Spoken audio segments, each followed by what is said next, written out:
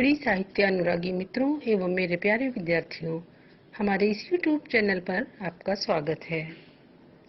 प्रिय विद्यार्थियों, विगत दिवस हम बात कर रहे थे दिनकर द्वारा रचित कुरुक्षेत्र की। कुरुक्षेत्र के अंतिम सर्ग से उद्धृत रचना अभिनव मनुष्य के कुछ अंशों की व्याख्या मैंने आपके लिए प्रस्तुत की। आज उसी के आगे की व्याख्या मैं आपको बताने जा रही हूँ।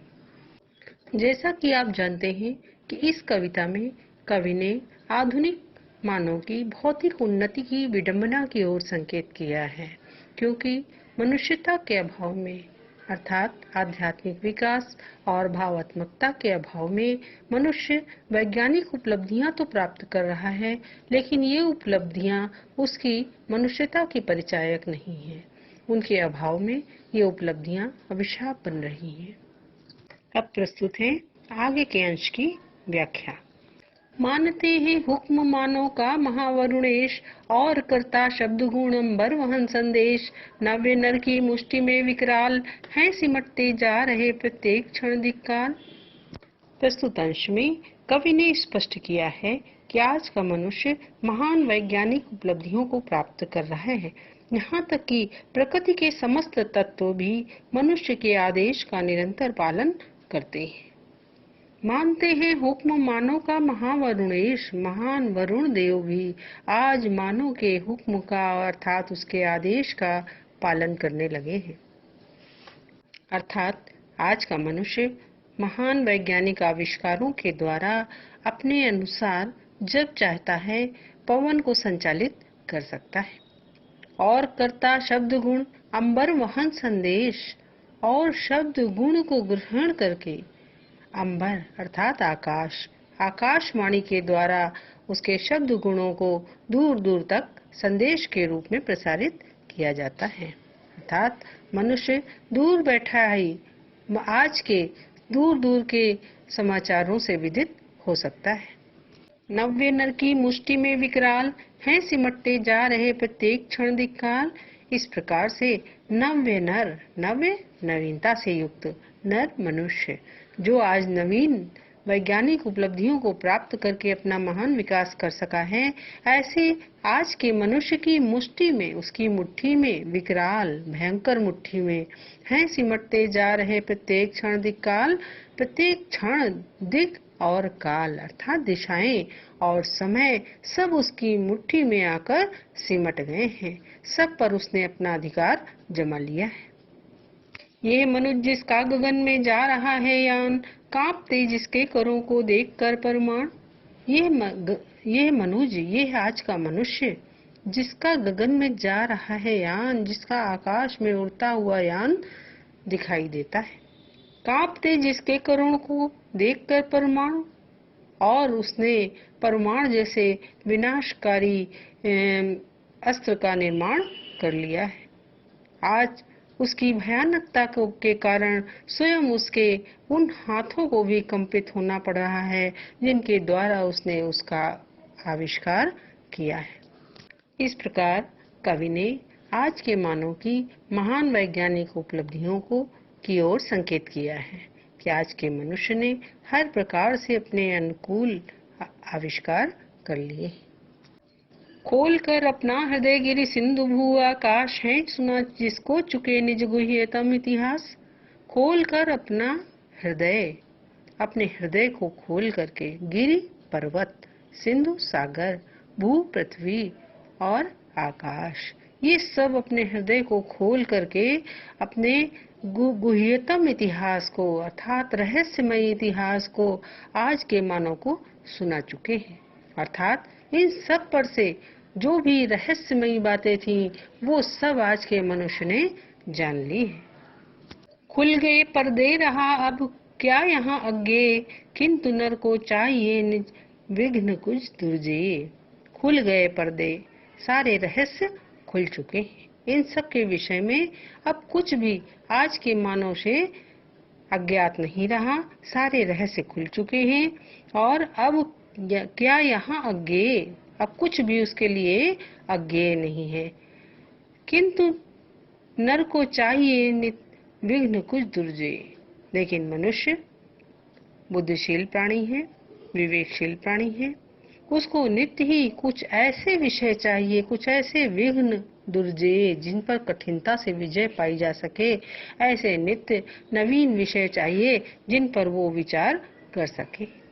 सोचने को और करने को नया संघर्ष, नव विजय का क्षेत्र पाने को नया उत्कर्ष। आज का मानव वो चुप नहीं बैठना चाहता है, वो प्रगतिशील विचारधारा को धारण किए हुए है, इसलिए उसे नित्य ही नवीन संघर्ष चाहिए जिन पर वो कुछ कर सके और कुछ नवीन विचार व्यक्त कर सके। नव विजय का क्षेत्र, वो ऐसे नवीन क्षेत्रों को चाहता है जिन पर वो अपनी विजय स्थापित कर सके, पाने को नया उत्कर्ष और अपनी उन्नति कर सके। परधरा सुपरीक्षित विश्लिष्ट स्वाद विहीन, ये पढ़ी पोथी न दे सकती प्रवेग नवीन।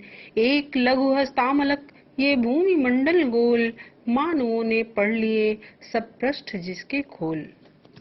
आगे कवि मनुष्य की वैज्ञानिक उपलब्धियों को, उसकी गतिशीलता को बताते हुए कहता है कि पर धरा सुपरीक्षित, ये धरा, ये धरती सुपरीक्षित, उसके लिए अच्छी तरह से परीक्षित हो चुकी है, अर्थात इसका भली भांति वो परीक्षण कर चुका है।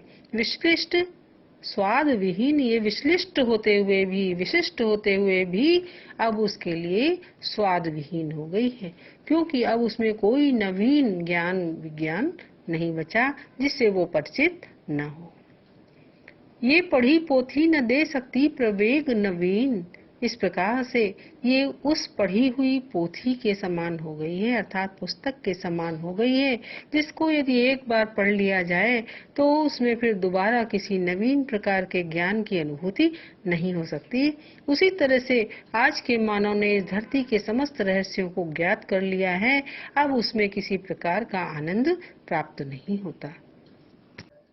एक लघु हस्तामलक ये भूमि मंडल गोल, मानवों ने पढ़ लिए सब पृष्ठ जिसके खोल।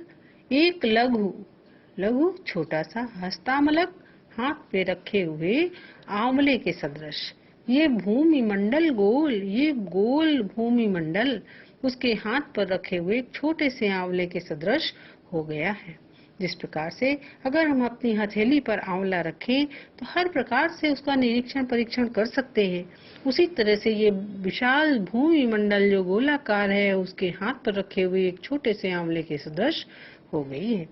मानवों ने पढ़ लिए सब पृष्ठ जिसके खोल, जिसके समस्त पृष्ठों को खोलकर आज का मानव पढ़ चुका है, अर्थात समस्त रहस्यों को उसने जान लिया है। अब उससे कुछ भी इस धरती के संबंध में अविदित नहीं रहा है। किंतु नर प्रज्ञा सदा गतिशालिनी उद्दाम, ले नहीं सकती कहीं रुके एक पल विश्राम। ये परीक्षित भूमि ये पोथी पठित प्राचीन, सोचने को दे उसे अब बात कौन नवीन। अर्थ देखें, किंतु नर प्रज्ञा, किंतु प्रज्ञा, नर प्रज्ञा, प्रज्ञा का अर्थ होता है बुद्धि। मनुष्य की जो बुद्धि है सदा गतिशालिनी उद्दाम, वो प्रचंड है, वो शक्ति से युक्त है और गति से भी युक्त है। वो एक पल के लिए भी कहीं रुक कर विश्राम करना नहीं चाहती है, क्योंकि मनुष्य ने विज्ञान के बल पर पृथ्वी के सारे रहस्य जान लिए। पृथ्वी की कोई वस्तु मनुष्य के लिए अब जानने योग्य शेष नहीं बची है, किंतु मनुष्य की बुद्धि सदैव गतिशील रहती है, वो रुक कर कहीं एक पल के लिए भी विश्राम करना नहीं चाहती। ये परीक्षित भूमि ये पोथी पठित प्राचीन, ये भूमि उसके लिए भली भांति परीक्षित हो चुकी है, इसलिए अब ये उसके लिए पढ़ी हुई पुरानी पोथी के सदृश हो गई है। सोचने को दे उसे बात कौन नवीन, अब इसमें कोई नवीन बात उसको सोचने के लिए विवश नहीं कर सकती है। जिस पर वो सोचने के लिए विवश हो उस पर कुछ विचार करे, अब उसमें ऐसा कुछ शेष नहीं बचा है।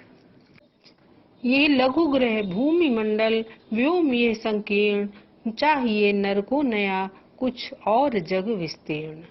ये लघु ग्रह भूमि मंडल, ये विशाल भूमि मंडल उसके लिए एक छोटे से ग्रह के सदृश हो चुका है। व्योम ये संकीर्ण, और जो ये विशाल आकाश है वो भी उसके लिए सकरा हो गया है। चाहिए नर को नया कुछ और जग विस्तीर्ण, अब उसने इस भूमंडल और विशाल आकाश के समस्त रहस्यों पर से पर्दा उठा लिया है। अब उसके लिए इसमें कुछ भी अज्ञेय नहीं है। इसलिए आज के मनुष्य को इस संसार में कुछ अन्य विस्तीर्ण नवीन क्षेत्र चाहिए, कुछ जिन पर वो अपने विचारों को रख सके।